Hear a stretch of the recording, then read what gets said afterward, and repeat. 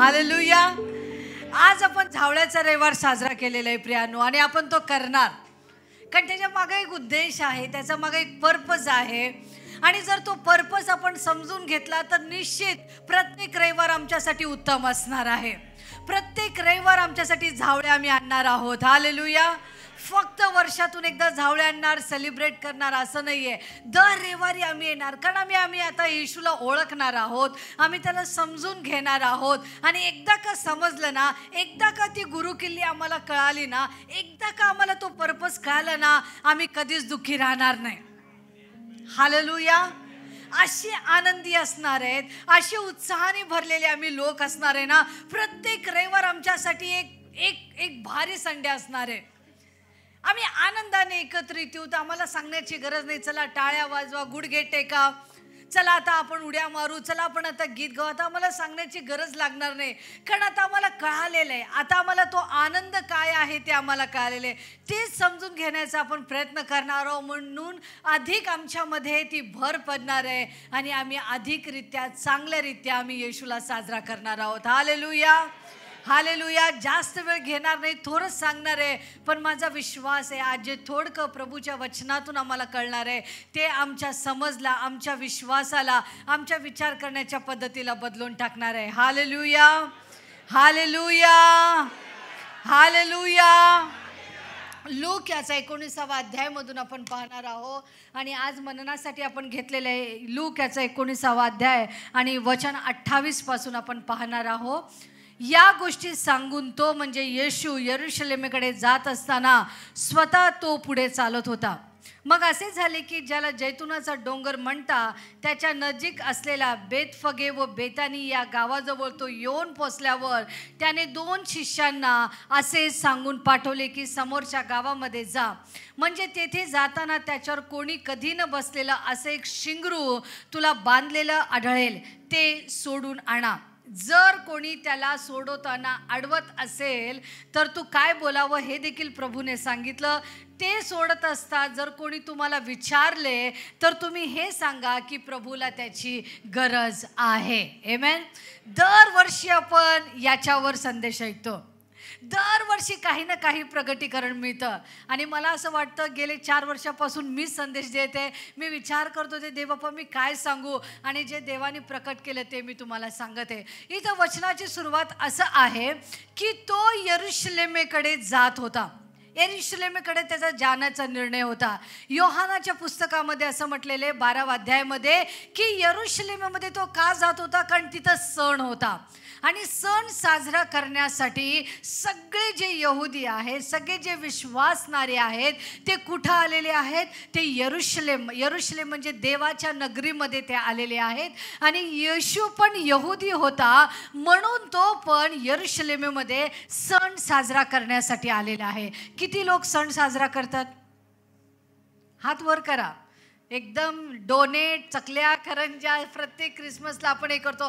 चांगले प्रियानो, सण सेलिब्रेट करणं, सण साजरा करणं चांगलं आहे. पण आज मला तुमचा फोकस बदलायचा आहे. यरूशलेममध्ये सगळेजण आले सण साजरा करण्यासाठी. हा कुठला सण होता की जे सगळे लोक साजरा करत होते? हा असा सण होता ज्या सणाला म्हटलेले वलांडणाचा सण. आणि या वलांडणाचा सण साजरा करण्यासाठी सगळे यहुदी यरूशलेममध्ये आलेले आहेत. हा वलांडणाचा सण आत्ताचा सण नव्हता, हा वलांडणाचा सण पूर्वी जुन्या करारामध्ये होता. आणि तो कोणासाठी होता थोडं सांगून म्हणजे तुमच्या लक्षात येईल की का हे लोक सण साजरा करत होते. जुन्या करारामध्ये आम्हाला वचन असं सांगतं की देवाचे निवडलेले लोक आता बंदिवासामध्ये आहेत आणि आता ते मिस्रामध्ये आहेत आणि फारो त्यांच्यावर राज्य करत आहे.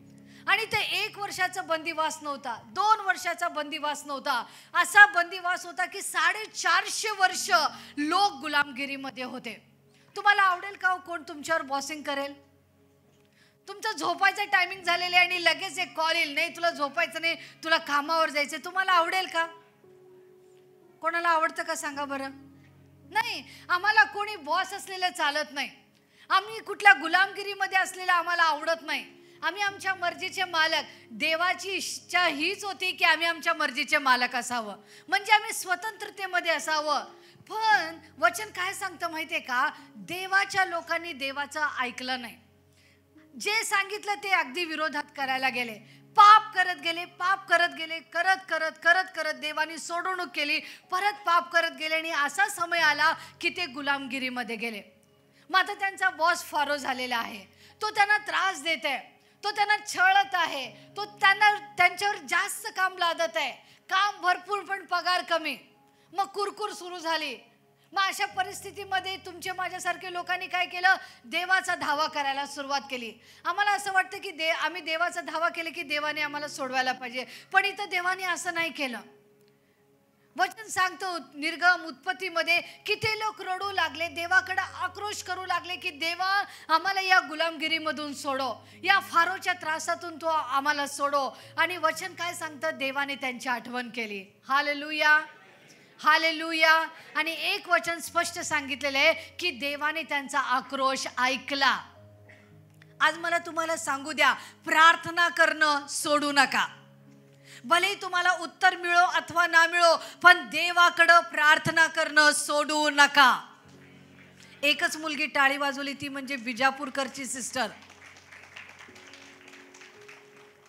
जर तुम्ही तिला भेटला तर कळेल, आपण सगळे धड अवस्थेमध्ये, पण ती एक आहे, चालू शकत नाही, बोलू शकत नाही, पण सगळ्यात पहिला टाळी तिची आली. प्रार्थना करणं सोडू नका प्रियांनो. भले तुम्हाला आज ते फळ दिसत नसेल, भले आज त्याचं उत्तर तुम्हाला मिळत नसेल, पण प्रार्थना करणं सोडू नका. कारण वचन सांगतं देवाने त्यांचा आक्रोश ऐकला आणि देव म्हणाला, नाही, माझ्या लोकांनी माझ्याकडे आरोळी मारली. एक दिवसाची आरोळी नाहीये, एक दिवसाचा ही प्रार्थना नाहीये. यांनी माझ्याकडं टक लावलं, यांनी माझ्याकडं पाहिलं आणि देवाने ऑनर केलं. आणि आता देव म्हणतो मी यांना सोडवणार आहे. हालेलुया. इथं बसलेले कोणी सुद्धा बंधनामध्ये असणार नाहीये. हालेलुया. ना कुठल्या आजाराच्या बंधनामध्ये, ना कुठल्या कर्जाच्या बंधनामध्ये, ना कुठल्या अशांतीच्या बंधनामध्ये. कुठलंच बंधन तुम्हाला आता पकडून ठेवणार नाही प्रियानो. कुठलंच बंधन तुम्हाला टेन्शन देणार नाही. कोणीतरी आमेन म्हणा. हालेलुया. कुठलंच बंधन तुम्हाला निराशेमध्ये घेऊन जाणार नाही. कुठलंच बंधन तुम्हाला कर्जामध्ये घेऊन जाणार नाही. जे मिळेल ते पुरून उरणार आहे. कोणीतरी आमेन म्हणा. जे तुम्ही कमवत आहात ते तुम्हाला दुपटीने त्याचा मोबदला मिळणार आहे. आमेन. कारण देवाने ठरवलेलं आहे, आता मी तुमची सोडवणूक करणार आहे. आता देवाने ठरवलेले की नाही, आता बस झालेले, हे माझे लोक आहेत, माझेच लोक आहेत, यांना मी गुलामगिरीमध्ये ठेवणार नाही, यांना मी बंधनामध्ये ठेवणार नाही. मला तुम्हाला सांगू द्या, तुमच्या माझ्याविषयी देव ईर्ष्यावान आहे. हालेलुया. तुम्हाला कळलं नाही मी काय बोलले? तुमच्या माझ्याविषयी देव ईर्ष्यावान आहे. जर माझ्या लेकराला कोण मारलं तर मी गप्प बसणार नाहीये. माझ्या मुलाला बोलली का, माझ्या मुलाला बोलली का, कसं एक आई तावातावाने जाते, तसा माझा देव आहे. देव म्हटला, बस सैताना, बस फारो, इतके वर्ष तू राज्य केले, आता माझे लोक मला पाहिजेत, माझे लोक मला पाहिजे. म्हणून देवाने मोशेला निवडलं आणि मोशेद्वारे परमेश्वर म्हणतो, तुला या समस्त लोकांना या मिस्र देशातून बाहेर काढायचंय. ते 10,000 लोक नव्हते, 20,000 नव्हते प्रियानो, लाखोनी लोक होते, लाखोनी लोक होते, सगळे देवाचे लोक होते. आणि देव म्हणाला, मोशे यांना तुला बाहेर काढायचंय. मोशे म्हटला, देवा मी कोण? देव म्हटलं, तूच आहे. म्हणा, मीच आहे, मीच आहे. मी कोण? देवा मी हे करू शकत नाही. हे सगळं बोलायचं या दिवशी बंद करा आणि याच्या पुढे पण बंद करा. देवा मी कसं करू शकतो? तुम्हीच करू शकता. हालेलुया. कारण देवाने तुम्हाला निवडलेलं आहे. Hallelujah, hallelujah. प्रभू माझ्याकडे बोलायची ताकद नाही, देवा माझ्याकडे पैसा नाही, देवा मी आजारी आहे, देवा असं आहे, देवा तसं आहे. सगळं आजच्या दिवशी सगळं हे गाठोडं देवाजवळ टाकून द्या आणि म्हणा, देवा मी हे करू शकते. हालेलुया. मी माझ्या घराची परिस्थिती बदलू शकते. हालेलुया. मी हे काम करू शकते. हालेलुया. मोशे म्हणाला, देवा मी हे कसं करू शकतो? देव म्हणाला, तूच करणार आहे. देवाने त्याला सामर्थ्य दिलं, चांगले त्याच्याबरोबर साथीदार दिले. आणि आता मोशेला फारो समोर उभं राहून म्हणायचंय, कारण फारो त्याचा राजा होता. फारो त्याचा राजा होता.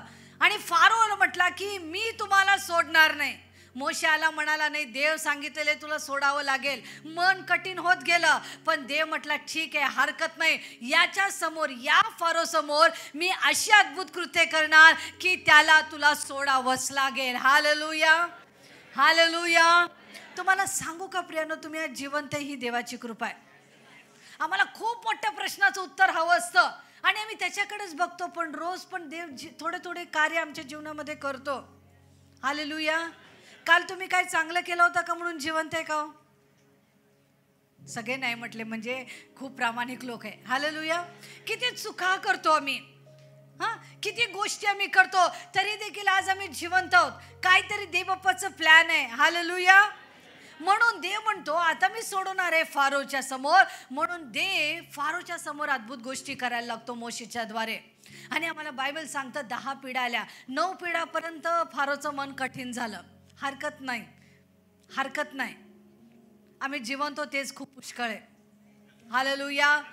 अजून सुटका झाली नाही तर निराश होऊ नका, सगळ्यांसाठी आहे. एखाद्या प्रश्नाचं उत्तर मिळालं नाही तर निराश होऊ नका. रोज देव कृपा करत आहे, रोज देव दया करत आहे. एका भावाकडे आम्ही मिनिस्ट्रीसाठी गेलो होतो आणि भावाने खूप सुंदर सांगितलं. त्याला एक खूप मोठ्या प्रश्नाचं उत्तर पाहिजे होतं, नाही मिळालं, नाराज झाला. आणि नंतर बोलता बोलता म्हणू लागला, मला एक मोठी साक्ष सांगायची. काय म्हटला, मला कुठून तर दुधणीपासून इकडे जायचं होतं आणि मी रेल्वेमध्ये होतो आणि मला मध्येच उतरायचं होतं. आता रेल्वे तर काही थांबणार नाही. प्रमोद पास्टर याला विटनेस आहे. ते म्हटलं की मला माहीत होतं की आता ही रेल्वे थांबणार नाही, आता मला तर मध्येच उतरायचं होतं. बघा विश्वास किती भारी. मला मध्येच उतरायचं होतं, रेल्वे थांबणार नाही, कारण रेल्वेचा स्टॉप नव्हता. मग त्या परिस्थितीमध्ये मी येशूला हाक मारली, येशू मला इथं उतरायचंय, आता गाडी थांबत नाही, येशू काहीतरी कर. आणि काय झालं, असं प्रार्थना करो न करो गाडी थांबली. काय झालं माहित नाही, गाडी थांबली आणि मी उडी मारून पट करून तिथनं पळालो. मी म्हटलं, भैया इतकं देव तुझं ऐकतो, इतकं देव तुझं, म्हणजे रेल्वेला थांबण्याची ताकद तुझ्या प्रार्थनेत आहे बाबा. आता तरी देवाकडे वळ. नाही, अजून टाइम आहे, वळतो.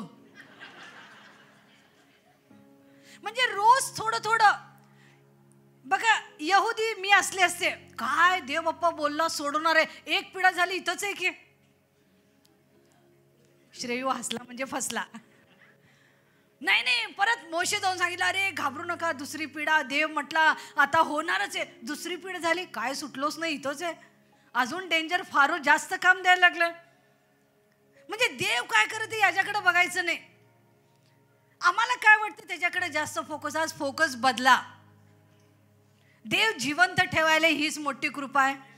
हालेलुया. चांगलं खायला देतो, देवाची कृपा आहे. हालेलुया. आज गेल्यावर मटन बिटन भरपूर खातो. नाही, आज पुरणपोळी आहे ना. तिसरी पिढा काहीच झालं नाही, आम्ही इथंच आहे.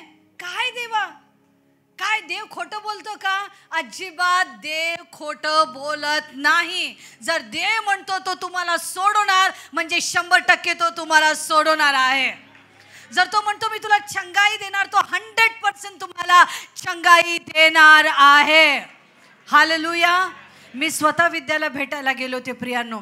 त्यांनी खूप थोडक्यात साक्ष सांगितली. आतड्या म्हणजे कधी काळचं ऑपरेशन, डिलेव्हरीच्या वेळेसचं, त्याचा परिणाम आत्ता झाला. आतड्या तोडाव्या लागल्यात, मग ऑपरेशन झालं. मरणाच्या दारेतून ती बाई परत आली.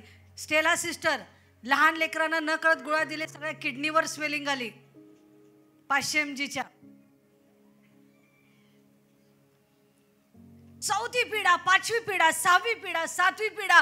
काय देवा, अजून आम्ही इथंच आहो. किती डेंजर आमच्यावर संकट यायला लागलंय. सिस्टर तुम्ही तर म्हटलं प्रार्थना करा, मी प्रार्थना केली उलट जास्तच झालं, असं म्हणणारे कोण आहेत? माझा हात मोठा आहे.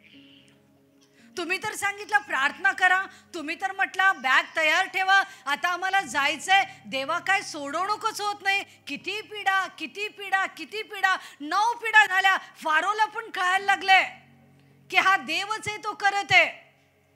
लोकांना पण कळत आहे, विश्वासणाऱ्यांना, की हे देवच करत आहे. 10वी पिढा आली, 9वी पिढ्यापर्यंत काय झालं नाही. देव म्हटला तर शेवटची पिढा डेंजर असणार आहे.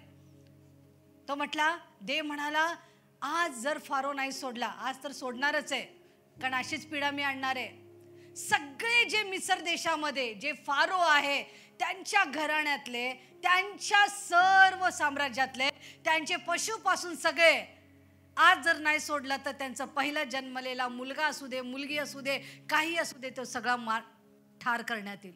कारण देव म्हणतो मी खुद्द त्या ठिकाणी येणार आहे, मी खुद्द त्या ठिकाणी येणार आहे. रात्रीच्या वेळेस मी प्रत्येक घरावरनं जाणार आहे आणि माझ्या लोकांना मी नाही सोडलं, फारोने नाही सोडलं तर पहिला जन्मलेल्याचा मृत्यू होणार आहे. पण म्हणा पण जे यहुदी विश्वासणारे आहेत, जे देवाचे लोक आहेत, त्यांना देवाने सांगितलं तुम्हाला एक कोकरा घ्यायचा आहे. ते कोकऱ्याला तुम्हाला कट करायचं आहे, त्या कोकऱ्याचं रक्त घ्यायचं आहे आणि ते दारावर लावायचं आहे. आणि परमेश्वर म्हणतो रात्रीच्या वेळेस जेव्हा मी ते मृत्यू आणेल, मी त्या प्रत्येक घरावरून ओलांडून मी जाईल. का ओलांडून जाईल माहितीये का? कारण तिथं कोकऱ्याचं रक्त लावलेलं आहे, म्हणून परमेश्वर म्हणतो मी ते पास करून जाईल, मी ते ओलांडून जाईल आणि ज्याच्या घरावर रक्त दिसणार नाही त्याच्या घरामध्ये मृत्यू नक्की होणार आहे. म्हणून मोशे जेव्हा सांगतो तेव्हा पटकरून सगळे लोक गेले बाजारातून. पैसे नसताना देखील कोकरू खरेदी करून आणलं, कारण त्यांनी पिढा बघितलेली होती. आता त्याने कोकरू आणलेला आहे, सगळे तयारी करत आहे आणि सगळ्यांनी कोकरू कापला आणि सगळ्यांनी रक्त घेतलं, दाराच्या वर लावलं, बाजूला लावलं आणि देवाने म्हटलं बाहेर यायचं नाही. लावलंय रक्त आणि सगळं गल्ली फिरून यायचं, चालत नाही. येशू आहे म्हणून कसं पण वागायचं. स्ट्रिक्टली देवाने सांगितलं रक्त लावायचं आणि त्या रक्त जे घरामध्ये तुम्ही लावलेले आहे त्या घराच्या आत बसायचं. आणि विश्वासणाऱ्यांनी ती केलं, सगळे विश्वासणाऱ्यांनी ते केलं. कोकरू घेतलं, कापलं, रक्त लावलं, आतून कडी, कारण शेजारी ऐकू येत होतं रडारडी. कारण सगळे जे देवावर विश्वास नाही ठेवले, ज्यांच्या घरावर ते रक्त नव्हतं, त्या घरातला प्रत्येक पहिला जन्मलेला देवाने ठार मारला. हे का सांगतं माहितीये का? तुम्हाला मला घेऊन देव खूप पॅशनेट आहे हो. तुम्हाला जर सोडवायचं म्हटलं ना, देव काय पण करेल. या गोष्टीला हलकं घेऊ नका. इथं बसलेले प्रत्येक जण देवाच्या दृष्टीने मौल्यवान आहेत. जर तुम्हाला त्याने आशीर्वादित करायचं ठरवलं ना, सगळं कंपनी तो तुमच्यासाठी बदलेल. कोणीतरी आमेन म्हणा. जर तुम्हाला प्रमोशन द्यायचं असेल ना, सगळे नियम तो तुमच्यासाठी बदलेल. आमेन म्हणा. जर तुम्हाला आरोग्य द्यायचं ना, एक पैसा पण तो तुम्हाला हॉस्पिटलमध्ये घालू देणार नाही. सगळे रिपोर्ट बदलतील. असे अनेक लोक आहेत. भाऊ संतोष आपल्यामध्ये आहेत, सगळे रिपोर्ट बदलले, त्यांच्यावर डॉक्युमेंटरी व्हायला लागली,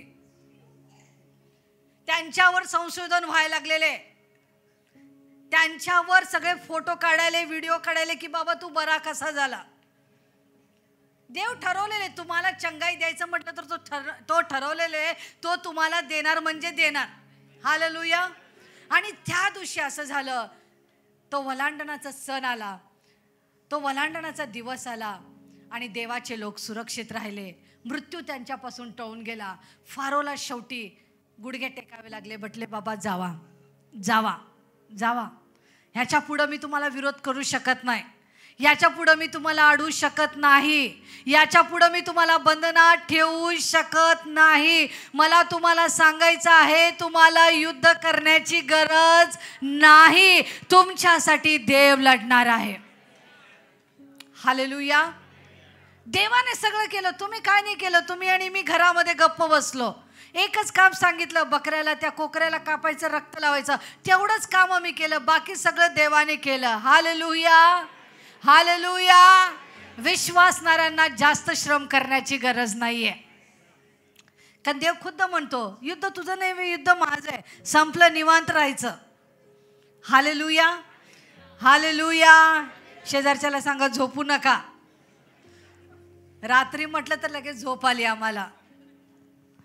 मग तो वलांडणाचा सण, निघाले सगळे निघाले. फारो म्हटला जावा, सगळे लोक निघाले. आणि निघाल्यावर निर्गमाच्या पुस्तकामध्ये परमेश्वर म्हणतो, हा वलांडणाचा दिवस तुम्हाला सण म्हणून पाळायचा आहे. कारण या दिवशी तुमची सुटका झालेली आहे. जर त्या दिवशी तो वलांडण सण झाला नसता, तो दिवस आला नसता, तर अजून पण आम्ही गुलामगिरीमध्ये असलो असतो प्रियांनो. देव म्हणतो आता हा तुम्हाला सण म्हणून पाळायचा आहे. म्हणून सगळ्या इस्रायल लोकांसाठी 3 सण होते. त्याच्यामधला मुख्य होता वलांडणाचा सण. या दिवशी मृत्यूने तुम्हाला ओलांडून गेलं. Hallelujah, hallelujah. तुम्ही म्हणतो मी गाडी चालवताना असं केलो म्हणून वाचलो, तसं काही नाहीये. मी असं कट मारलो बघा, असं पडणारच होतं पण मी पडलो नाही. देवाने तुम्हाला वाचवलेलं आहे. तो मृत्यू तुमच्यावरून ओलांडून गेलेला आहे. कारण तुमच्याकडं त्या कोकऱ्याचं रक्त आहे. त्या येशूचं नाव तुमच्याकडं आहे. त्या येशूचं नाव तुमच्याकडं आहे. कोविडमध्ये एका भावाला मी फोन केला. अचानक त्या भावाच्या विषयी मला आठवण आली आणि मी म्हटलं, भैया मला तुमच्यासाठी प्रार्थना करू द्या. करा सिस्टर. विश्वासणारा नव्हता, एकेकाळी कधीतरी चर्चमध्ये येत होता. आणि मी प्रार्थना केले, देवा कोविड, सुरुवातीचं कोविड डेंजर होतं ना, फोनवर पण मला वाटायचं की ते व्हायरस येते. मी तरी प्रार्थना केली. म्हटलं नाही भैया काळजी करू नका. अंकल प्रार्थना केली. म्हटलं तुझ्या उजव्या बाजूला किती पण असू दे, डाव्या बाजूला किती पण असू दे, भलेही तुम्ही हॉस्पिटलमध्ये असाल पण देव सुरक्षित ठेवेल. आमीन आमीन आमीन. एवढं जोराने आमीन म्हणायला लागले, मला कळलंच नाही. बापरे, अचानक बिलीवर झाला का वाटलं. आणि मी ते विसरून गेले. आणि नंतर ना खूप दिवसानंतर ते घरी आले आणि नुसतं रडायला लागले. मला फोन पण केला, रडायला लागले. म्हटले सिस्टर त्या दिवशी प्रार्थनाच मला वाचवली. म्हटले का? म्हटले उजव्या बाजूला डेड बॉडी, डाव्या बाजूला डेड बॉडी, मध्ये मला ठेवलं. आणि आपल्याला हसू येतं प्रियांनो, हसू येतं. पण ती परिस्थिती काय भयानक असेल त्या भावाला माहीत. बाजूला डेड बॉडी ठेवून तो व्यक्ती दिवसभर झोपलेला आहे, रात्रभर झोपलेले आहे. बघावं तर कुठं बघावं, कोणाला बरोबर, नर्स पण यायला तयार नाही म्हटली. पण त्या दिवशी तुमची केलेली प्रार्थना मला बळ दिली. आणि मी कधी न बोलणारी उजव्या बाजूला डाव्या बाजूला बोलले. आणि नंतर ना ते सांगितलं की तिथं डेड बॉडी होती. तुम्हाला वाटतं तुम्ही वाचलेत, नाही प्रियांनो, देवाने तुम्हाला वाचवलेलं आहे. म्हणून देव म्हणतो ते सण तुम्ही सेलिब्रेट करा. मग झालं, आपले लोक दरवर्षी ते सण सेलिब्रेट करायला लागले. निशान महिना तिथं आहे, आपल्यासारखं जानेवारी फेब्रुवारी तिकडं यहुदी लोकांचं वेगळं कॅलेंडर आहे, त्याच्याप्रमाणे ते साजरा करायला लागले. बघा प्रियानो, एक मेन जे इव्हेंट आहे ना, ते कधी ट्रॅडिशनमध्ये बदलून जातं आम्हाला कळत नाही. येशूचा जन्म सोडा, आम्ही सगळे घरामध्ये करंज्या करायला बिझी असतो. सगळं आम्ही घराची तयारी करायला बिझी. मेन पर्पज काय ते सेलिब्रेट करायच्या ऐवजी आम्ही जे फेस्टिवल, जे आमचं ट्रॅडिशन बनतं त्याला आम्ही जास्त सेलिब्रेट करायला लागतो. हे लोक पण आता सोडवलं कधी जुन्या करारामध्ये, आता आम्ही नवीन करारामध्ये, तरी दर वर्षाप्रमाणे लोक वलांडणाचा सण साजरा करायला यरुशलेममध्ये आलेले आहेत. आणि आज मला तुम्हाला प्रश्न विचारायचा आहे, का तुम्ही सण साजरा करत आहात का येशूला तुम्ही साजरा करत आहात? येशू पण त्या यरुशलेममध्ये आलेला आहे. आणि वलांडणाचा सण जेव्हा लोक मंदिरामध्ये यायचे ना, 10व्या दिवसापर्यंत ते सगळे यरुशलेममध्ये येणार आणि मग तिकडनं ते कोकरू घेणार आपल्या आपल्या घरासाठी आणि 14व्या दिवशी जाऊन ते अर्पण करायचं. सगळे जण यरुशलेममध्ये आलेले आहेत. येशू पण त्या ठिकाणी आलेले आहे. सगळ्यांचा फोकस येशू आहे, सण आहे. कारण ते आता कोकरा वधायचा आहे, ते सिम्बॉलिक आहे, तुम्हाला करावं लागणार आहे. पण येशू त्या ठिकाणी आलेला आहे, तो कोकरा बनून त्या ठिकाणी आलेला आहे. मरियाजवळ देवदूत तो म्हणतो की तुला पुत्र होईल, त्याचं नाव तू येशू ठेव, कारण तो तुझ्या सानिध्याबरोबर असणार आहे, तो तुझ्या बरोबर असणार आहे, तो देवाचा पुत्र आहे. मरियेला प्रकाशन मिळालं, त्या येशूविषयी तो देवाचा पुत्र होता. मग मागी लोकांना देवाने दर्शन दिलं, म्हटलं की यहुदियांचा राजा जन्माला आलेला आहे, तुम्हाला त्या राजाला भेटायला जायचंय. त्यांना ते प्रकटीकरण मिळालं, म्हणून ते राजाला भेटण्यासाठी निघाले. मरियेला कुठलं प्रकटीकरण मिळालं? तो देवाचा पुत्र, तो इमॅन्युएल आहे, म्हणून तिने त्या इमॅन्युएलला, देवाला आपल्यामध्ये ठेवलं. मागे जे राजे लोक होते त्यांना प्रकटीकरण मिळालं की तुमच्याहून श्रेष्ठ यहुदियाचा राजा जन्माला आलेला आहे, म्हणून ते राजाच्या भेटीसाठी निघाले. योहान बाप्तिस्मा करत असताना, येशू दुरून येत असताना येशूला तो पाहतो आणि योहानाला प्रगटीकरण मिळतं की हाच तो देवाचा कोकरा आहे जो जगाचे पाप हरण करणार आहे. म्हणून येशूकडं तो देवाचा कोकरा म्हणून पाहतो. आज तुमच्याकडं कुठलं प्रगटीकरण आहे? कुठल्या प्रगटीकरणाला घेऊन तुम्ही सण साजरा करत आहात? प्रश्न तुमच्या आणि माझ्याकडे. त्या गर्दीतल्या लोकांनी जेव्हा येशूला पाहिलं, लगेच त्यांचा फोकस सणावरून वळाला आणि येशूकडे आला, कारण त्यांनी येशूविषयी ऐकलं होतं, काही जणांनी पाहिलं होतं, काही जणांनी खुद्द त्याच्यामध्ये अनुभव घेतला असेल. कदाचित त्या गर्दीमध्ये 2 आंधळे बर्तिमे असतील, 2 आंधळे असतील. दावीद पुत्र येशू, आम्हाला वाचव, आम्हाला डोळे दे. येशूने त्यांना डोळे दिले. त्या गर्दीमध्ये कदाचित 10 कुष्ठरोगी असतील, ज्यांना येशूने बरं केलं. आणि येशूचं मला एक फार आवडलं, सांगायचं इथं लोकांना सांगू पण म्हटलं नाही, काय पण म्हणू नाही म्हटलं, तरी लोक गजर करू लागले. असं पिढी पाहिजे हो प्रियांनो. अनेक चमत्कार येशूने केले. त्या गर्दीमध्ये तुम्ही आणि मी पण असाल. येशूच्या मागोमाग गेले, भाकरी आणि मासे खाल्ले, ते लोक पण त्या गर्दीमध्ये असतील. आणि आता हे लोक काय करत आहे? सण साजरा करण्यासाठी आलेले आहेत. सण साजरा करत असताना त्यांनी येशूला पाहिलं आणि त्यांचा फोकस वळाला. का तुमचा माझा फोकस वळत आहे का? का मी फक्त सण साजरा करत आहोत? का सणामध्ये मुख्य असलेल्या येशूला मी सेलिब्रेट करत आहोत? आम्हाला येशूला साजरा करायचा आहे. कोणीतरी आमेन म्हणा. Hallelujah, hallelujah.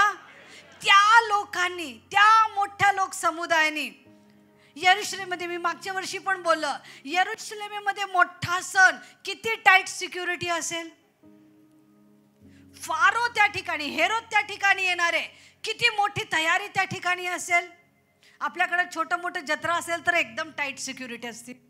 तिथं तर मुख्य यहुदियांचा सण आहे, एवढी टाईट सिक्युरिटी असेल, एवढे लोक त्या ठिकाणी प्रतिष्ठित गावागावावरून आले असतील. आणि अशा वेळेस सगळं मान कोणाला असतो? हेरोदालाच असायला पाहिजे की नाही? हां, मोदीजी येणार म्हटलं की आपलं सगळं फोकस तिकडेच असणार आहे. Hallelujah, hallelujah. मागचे लोक झोपू नका. हालेलुया. हां, आणि अशा स्थितीमध्ये येशू येतोय.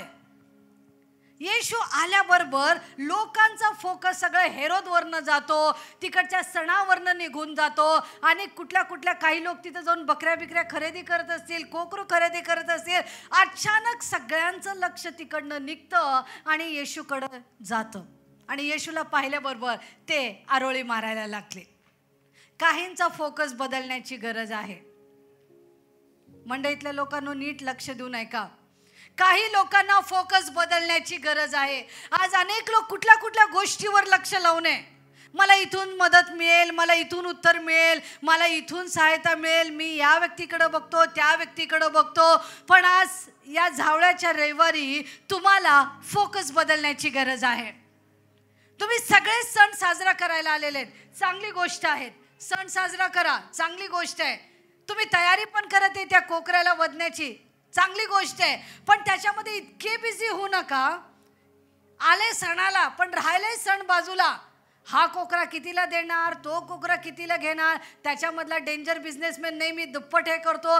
तिकडं जाऊन तुम्ही भांडाभांडी करत आहे, तिकडं जाऊन तुम्ही घासाघाशी करत आहे, तुमच्या मनामध्ये काहीच नाही आहे देवाविषयी. फक्त कोकरू घ्यायचं, कापायचं, संध्याकाळी तेच शिजवायचं, 4 भाकऱ्या थाप ग, अजून कडक भाकऱ्या आण ग, भात पण फोडणीला घाल ग. असं फोकस होतो की नाही? खरं खरं सांगा, होतो की नाही सणाच्या वेळेस? आणि येशू पहिला काम आत गेल्याबरोबर पहिला मंदिरातल्या लोकांना बाहेर काढलं. हे काय, चला इथला बिझनेस करू नका. लोकांचा फोकस बदलणं गरजेचं आहे. म्हणा माझा फोकस मी बदलणार आहे. म्हणा हो.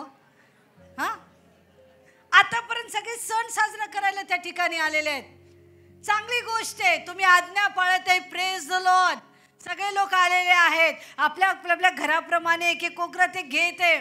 पण ज्या वेळेस येशू त्या ठिकाणी आलेला आहे त्यावेळेस त्यांचा फोकस बदललेला आहे.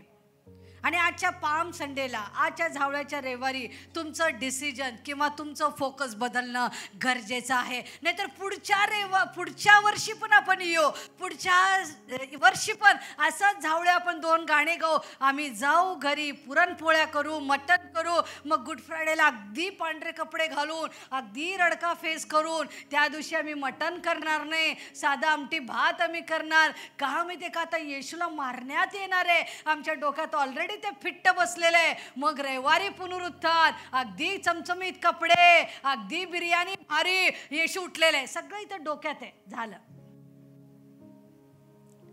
पास्टर मी तुम्हाला सांगते, गुड फ्रायडे रेझरेक्शनला इतकी गर्दी असेल आपल्या चर्चमध्ये, आणि रेझरेक्शन डे झाल्यावर अर्ध्या खुर्च्या, अब्बा तुम्हीच बोललात, मी काय नाही बोलत.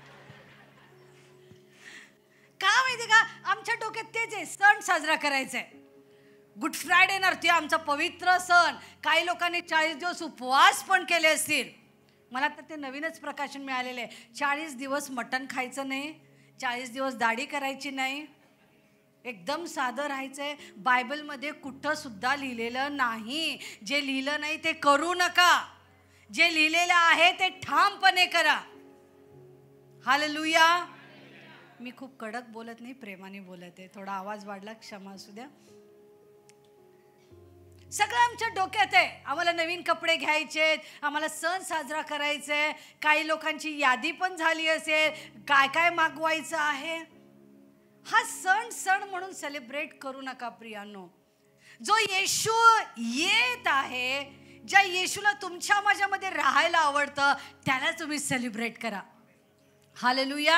आणि लोक समुदायाने ते खूप चांगलं केलं म्हणून मला लोक समुदायाविषयी काहीच म्हणणं नाहीये. त्यांनी त्यांचा फोकस बदलला. आणि दुसरी जी महत्त्वाची गोष्ट त्यांनी केली, त्यांनी डिसाईड केलं. म्हणा डिसाईड केलं, निर्णय घेतला. म्हणा निर्णय घेतला. सगळे जोराने म्हणा, हे खूप महत्त्वाचं आहे. निर्णय घेतला, त्यांनी डिसिजन घेतलं. भलेही फारो आमच्या समोर असेल, भलेही आज आमच्या समोर हिरोद असेल, तो आता सध्याचा आमचा राजा असेल, पण आता आम्ही त्याला राजा नाही म्हणणार, आम्ही येशूला राजा म्हणणार. झावळ्याचा रविवार डिसिजन घेण्याचा सण आहे. कोणीतरी आमेन म्हणा. त्याने डिसिजन घेतलं. आता यापुढे हिरोद आमचा राजा असणार नाहीये. इतके वर्ष त्या हिरोदला मी राजा राजा म्हटलं, पण आजच्या दिवशी आम्हाला कळालेलं आहे की हा येशू कोण आहे. या येशूने काय केलेले आम्हाला माहित आहे. या येशूने मेलेल्या लाजरसला उठवलेले आहे. या येशूने आम्हाला चांगल्या गोष्टी सांगितलेल्या आहे. या येशूने आंधळ्याला दृष्टी दिलेली आहे. या येशूने 38 वर्षाच्या दुखणेकरीला उठवलेले आहे. त्या पंगू व्यक्तीला त्याने उठवलेलं आहे. आम्ही बघितलेलं आहे, आम्ही ऐकलेलं आहे. आता आम्ही विश्वास ठेवणार, हाच आमचा राजा आहे. त्याने डिसिजन घेतलं. झावळ्याचा रविवार सांगतो, निर्णय मी घेणार. काय पण होऊ दे देवा, मी निर्णय घेणार. आणि एक व्यक्ती म्हणाला, येशू माझा राजा आहे.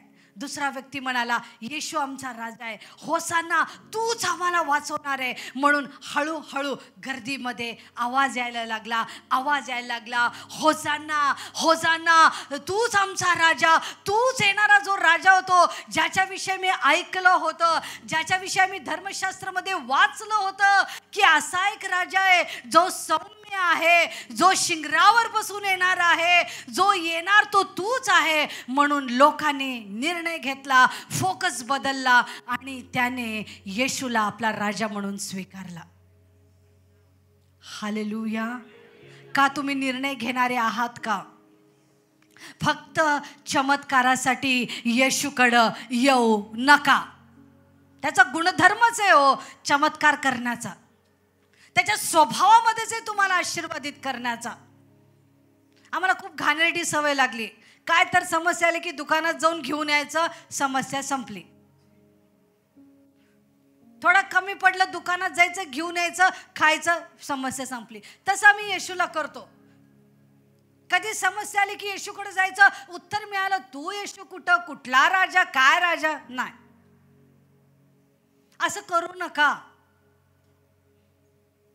येशू खुद्द जीवन आहे आणि जर तुम्ही त्या जीवनाला कंटाळलं, त्या जीवनाचा तुम्ही स्वीकार केला तर तुम्हाला जीवनच मिळणार आहे.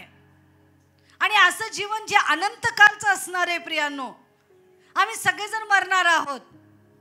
70, 80, 90, 100, 150, कोणीतरी आमेन म्हणा. हालेलुया. नंतर तुम्हीच कंटाळून म्हणाल, देवा मला घे, म्हणून जास्तीत जास्त 150 म्हटलेलं आहे. हालेलुया. लवकर कोणी मरणार नाही. आमेन म्हणा. हां, आणि असं मरणार की देव म्हणेल, चल बाबा आता बस, आता छान तुला शांतीने घेऊन जातो. तोपर्यंत लेकरांची लेकरं बघणार. आमेन म्हणा हो. नातवंड परतवंड बघणार. हालेलुया. सगळं वाढलेलं बघणार. असं वाढलेलं नाही हो, विस्तार झालेलं, प्रॉपर्टी, फायनान्स, सगळं एकदम देव सगळं शांतीमध्ये दाखवणार. कोणीतरी आमेन म्हणा. हालेलुया. जाताना तुम्ही एकदम टाटा बाय बाय करून आनंदाने जाणार. बापरे, देवाला धन्यवाद. का माहितीये का? कारण येशू आमच्या बरोबर आहे हो. हालेलुया. हालेलुया. त्या येशूला लोकांनी राजा म्हणून घोषित केलं आणि आनंदाने वेलकम केलं. आनंदाने त्याला गजरमध्ये त्याला उंच केलं, स्तुती करू लागले, देवाला धन्यवाद देऊ लागले. आणि आज झावळ्याच्या रविवारी मला तुम्हाला हेच सांगू द्या, सणावरून फोकस काढा. जो हिरो तुमच्या समोर आहे त्याच्यावरनं फोकस काढा. कोणीतरी आमेन म्हणेल. हालेलुया. कितीही मोठा हिरो तुमच्या समोर असेल, किती मोठी परिस्थिती तुमच्या समोर असेल, ती तुमच्या राज्य करत असेल जसं तुम्हाला वाटत असेल, नोकरीच्या ठिकाणी तुम्हाला खूप टेन्शन असेल, खूप कामाच्या ठिकाणी तुम्हाला त्रास असेल, घरामध्ये त्रास असेल. घरामध्ये त्रास नसतो, सॉरी मी शब्द मागं घेते, नाही तर लगेच सासूकडं बघाल, सासू सुनेकडं बघाल, तसलं काही नाही. आमेन म्हणा. आमेन म्हणा. देवाचे लोक हो, कारण आपण देवाला भिवून वागणारे लोक आहेत. हालेलुया. बाहेर किती पण मोठा हिरो असो त्याच्याकडे बघत बसू नका. भले आज तो तुमच्यावर राज्य करत असेल, भले आज तुम्ही त्याच्या अधीन असाल, पण आज निर्णय घेण्याची वेळ आहे. म्हणा की मी निर्णय घेणार, मी येशूला माझा राजा म्हणून स्वीकारणार. हालेलुया. हालेलुया. काय कागदपत्री काय करायचं नाहीये, फक्त विश्वासाने कबूल करायचंय की प्रभू तूच माझा राजा आहे, तूच माझा उद्धार करता आहे, तूच मला सोडवणार आहे. एवढी कबुली पण आपल्या येशूला पुरेशी आहे. कोणीतरी आमेन म्हणा. कोणीतरी आमेन म्हणा. एक बहीण होती, खूप म्हणजे 2002ला आमची भेट झाली होती आणि आम्ही सगळे संगती प्रार्थनेमध्ये वाढलो. नंतर ती बॅकस्लाइड झाली आणि खूप म्हणजे 10-12 वर्षानंतर ती मला भेटली आणि म्हणाली की अरे दीदी तुम्ही इथं आहात का? म्हटलं हो. मग म्हटलं प्रार्थना वगैरे करते का? नाही म्हटले दीदी आता खूप वेगळं झालं वगैरे. पण दीदी म्हटली, म्हटलं काय झालं? एक खूप मोठा चमत्कार झाला. का? म्हटले काय झालं? म्हटलं अजून पण येशू मला विसरलेला नाही आहे म्हटली. मला ते ऐकून एकदम बरं वाटलं. मी म्हटलं काय झालं? ती म्हणाली मी मागच्या आठवड्यात ना सिव्हिल हॉस्पिटलमध्ये गेले आणि सिव्हिल हॉस्पिटलमध्ये माझ्या ओळखीचं कोण नव्हतं, काय नव्हतं आणि माझी इतकी मोठी समस्या होती. मी पेशंटला घेऊन आले, कोण मला सहकार्य करायला नाही, काय नाही काय नाही काय नाही. आणि तिथं उभारून मला इतकं रडू येत होतं की देवा मी सिव्हिलमध्ये एकटी आहे, मला कोण गाईड करायला तयार नाही, माझ्याबरोबर पेशंट आहे, काय करू काय नाही. मला खूप रडू येत होतं आणि मी रडायला पण लागले. आणि त्यावेळेस मला येशूची आठवण आली आणि मी येशूला म्हटलं, येशू प्लीज मला तू मदत कर, या ठिकाणी मी कोणालाच ओळखत नाही आहे, प्लीज माझ्यासाठी तू सहायतेसाठी कोणाला तरी पाठव. आणि तिथे मी असं डोळे उघडून आमेन म्हणोस तोपर्यंत 2 डॉक्टर माझ्याकडे आले हो आणि म्हणाले तुम्ही इथं का उभारलात? ते म्हटले असं असं आहेत. मग त्या डॉक्टरांनी मला घेऊन गेलं, माझ्या पेशंटला घेऊन गेलं आणि सगळे तपासणी होऊन सगळं मला पाठवस तोपर्यंत ते 2 डॉक्टर माझ्यासोबत होते. खरंच येशू खूप महान आहे, प्रेज द लॉर्ड म्हटले, नंतर ना गायब झाली. अशा अनेक अनुभव प्रियांनो, मी तुम्हाला का सांगते या छोट्या छोट्या गोष्टी, अशा अनेक अनुभव तुम्हाला आले असतील. एका बहिणीची साक्ष, खूप कठीण प्रसंगातून ती जात होती. घरातले पैसे संपले आणि महानगरपालिकेमध्ये ती कामाला तिचं एक काम होतं घराचं, टॅक्सचं. ती गेली आणि तिच्या खिशामध्ये पर्समध्ये काहीच पैसे नव्हते. आणि ती म्हणायला लागली, देवा आता मला घरी जायचं आहे, स्वयंपाक करायचं आहे, देवा माझ्याकडे पैसे नाहीत, मी काय करू? अशी विचारामध्ये ती बसली. तिचं टॅक्सचं काम झालं आणि ते ऑफिसर म्हटले थोडा वेळ बसा. आणि ती बसली, येशूशी बोलत होती आणि जाता जाता ती उठली आणि ती खाली बघितली, 500 रुपयाची नोट पडली होती. तुम्ही म्हणाल ते उचलून तिथं द्यायला पाहिजे होतं. नाही हो, देव आशीर्वाद पाठवलं तर द्यायचं नाही. 500 रुपये घेतली, पर्समध्ये टाकली, घरी आली, बिर्याणी करून मस्त. देवाने माझी प्रार्थना ऐकली. आपल्या चर्चमधली एक बहीण खूप अत्यंत गरीब परिस्थितीमधून एकटी प्रभूमध्ये आहे, स्थिर आहे. खूप कठीण, तिला आर्थिक खूप पगार खूप कमी भेटतो. आणि त्या दिवशी ती खूप रडली, देवा मला संडेला चर्चला जायचं आहे, माझ्याकडे पैसे नाहीत देवा, मी काय करू देवा? खरंच 2000-3000 तिचा पगार आहे. आणि ती प्रार्थना केली. दोन्ही लेकरं पण विश्वासणारे आहेत. प्रार्थना केली. लहान लेकरं आहेत, लहान म्हणजे खूप लहान आहे. नाव घेतलं तर तुम्ही म्हणाल की असं असं, खूप लहान लेकरं आहे. त्यांनी पण मिळून प्रार्थना केली. आई रडत आहे की आता उद्या चर्चला जायचं आहे, घरामध्ये काही नाही आहे, गरज आहे. आणि मुलं बाहेर खेळता खेळता खेळता मुलाला एक छोटीशी नोट सापडली आणि त्याला वाटलं खेळण्यातली नोट आहे आणि म्हणाले की मला 500 रुपये मिळाले, मला 500 रुपये मिळाले. 1 तास ते नोट घेऊन सगळे मित्रमैत्रिणी खेळत होते. आईला म्हटली, आई बघ मला आज काय मिळालं, आम्ही नोटा खेळत होतो, मला नोट मिळाली. आई बघितली, देवाला धन्यवाद दिली, खरी 500 रुपयाची नोट होती. मी म्हणते, मी जेव्हा ऐकते ना मला खूप आवडतं. अशा छोट्या छोट्या गोष्टी ऐकायला मला खूप आवडतं. महान काम तर तू करणारच हो, करणारच. माझ्यासाठी या छोट्या छोट्या साक्षी खूप महत्त्वाच्या आहेत. कारण याच्यावरून कळतं माहिती आहे का, येशूला माझी काळजी आहे. हालेलुया. येशू यरूशलेममध्ये येताना 2 शिष्यांना म्हणतो, अरे पलीकडच्या गावामध्ये जा, तिथं एक शिमोनाचं काय तरी नाव असेल त्याचं, एक प्रकाश नावाचं भाऊ आहे, त्याच्या घरामध्ये एक गाढव आणि एक शिंगरू बांधलेले, त्याला सोडून आण. मी विचार करत बसले, येशूला ते गाढव बांधलेलं ते घर ते सगळं माहिती आहे. एक प्राण्याविषयी त्याला जर एवढी माहिती आहे तर तुमच्या माझ्याविषयी किती माहिती असेल. Hallelujah, hallelujah. तो म्हणतो त्या ठिकाणी आहे बांधलेले. येशूला सगळं नाव पत्ता गाव सगळं माहिती आहे. तो म्हणतो जा तिकडे जा. शिष्य जातात, बरोबर म्हणतात याला प्रभूची गरज आहे, लगेच देऊन टाकतो. जर प्राण्याचा ॲड्रेस देवाला माहिती आहे तर तुमचं माझं ॲड्रेस माहीत नसणार आहे का हो? त्या प्राण्यामध्ये देवाचा आत्मा नाही आहे, पण तुमच्या माझ्यामध्ये देवाचा आत्मा आहे. कोणीतरी आमेन म्हणा. याबेश आमेन. हालेलुया. तुमच्या माझ्यामध्ये त्याचा आत्मा आहे, त्याचा पुत्र येशू आहे. मग त्याला आमचा ॲड्रेस माहीत नसणार आहे का हो? कधी नका म्हणू की देवाने मला विसरलेलं आहे. कधी सुद्धा म्हणू नका. गाढवाचा ॲड्रेस येशूला माहिती आहे, तुमच्या माझ्याविषयी सगळं कट्टाचित्त त्याच्याकडं आहे. आणि वचन काय सांगतं, तो तुमच्या माझ्यावर प्रेम करतो. Hallelujah, hallelujah, hallelujah. आणि तो येशू यरूशलेममध्ये आला वलांडणाचा सण साजरा करण्यासाठी. आणि लोकांनी त्याला राजा राजा राजा डिक्लेअर केलं, घोषणा केली, गजर केला, स्तुती करू लागले. परुषी म्हणायला लागले, हे लोक काय करायला लागले. त्यातला काही एखादा परुषी म्हटलं असेल, आता सोडून टाका, आता हे लोक आमचे ऐकणार नाहीये. आणि वचन काय सांगतं, एक परुषी म्हणाला, जग सगळं त्याच्या मागं गेलं. Hallelujah, hallelujah. हेरोदाला पण कळलं, शास्त्रीला पण कळलं, परुषांना पण कळलं, सदुक्यांना पण कळलं. सगळे लोक येशूच्या मागोमाग मागोमाग मागोमाग केलेले आहेत. कारण त्यांना आता खरा राजा भेटला आहे. Hallelujah, hallelujah. जर तुम्हाला खरा राजा भेटला असेल ना प्रियांनो, जर खरं तुम्ही येशूला राजा म्हणून स्वीकारलं असेल ना, इतकं आनंदाने तुम्ही झावळ्याचा रविवार सेलिब्रेट कराल ना. यातले काही धार्मिक लोक आहे जे घरून येताना प्रार्थना करून आले. काही लोक इथे येऊन गुडघे टेकले आणि प्रार्थना केली की येशू, आज आम्ही या ठिकाणी आलेले, तू ये. आमच्या येण्याच्या अगोदर येशू आलेला आहे. Hallelujah, hallelujah. मग आज आम्हाला त्याला सेलिब्रेट करायचं आहे. आज आम्हाला आमचं फोकस बदलणं गरजेचं आहे.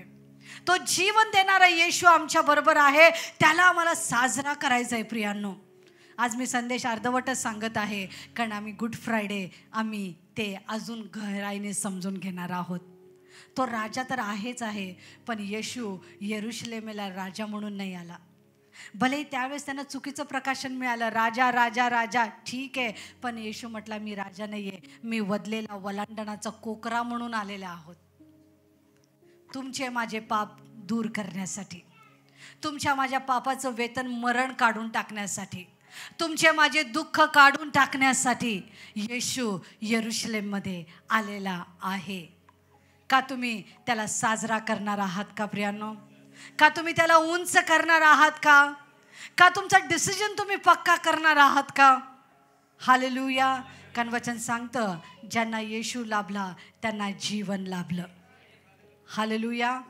जीवन कुठला डॉक्टर देणार नाही, जीवन कुठली गोळी तुम्हाला देणार नाही. जीवन फक्त आणि फक्त प्रभू येशू ख्रिस्त तुम्हाला देणार आहे. त्याला तुम्ही गांभीर्याने घ्या प्रियानो, त्याला तुम्ही सेलिब्रेट करा. खऱ्या अंतःकरणाने तुम्ही आपल्या झावळ्या त्याच्या समोर आणा आणि म्हणा, येशू ये आमच्या घरामध्ये, तू ये. ये प्रभू येशू माझ्या जीवनामध्ये तू ये. ये प्रभू येशू आमच्या मंडळीमध्ये तू ये. आम्हाला तुला खरंच होसाना म्हणायचं आहे.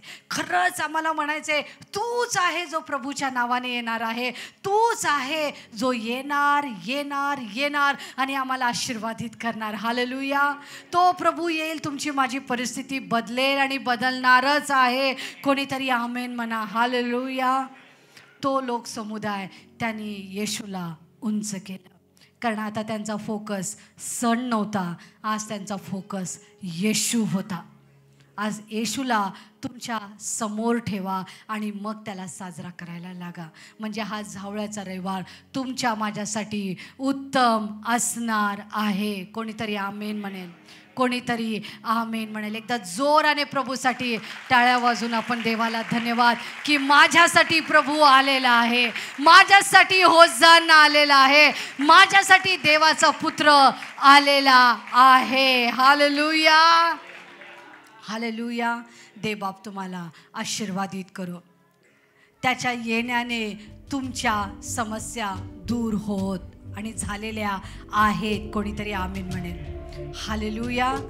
प्रभू येतो तेव्हा तो कधीच दुःख आणत नाही. शेजारच्याला सांगा, तो दुःख आणत नाही, तो फक्त आनंद, तो फक्त विपुल जीवन, तो फक्त भरपुरीच्या गोष्टी आम्हाला तो देतो. हालेलुया. तो देव, देवाचा पुत्र आमच्यासाठी आलेला आहे. आलेला होता म्हटलेलं नाहीये, आलेला आहे.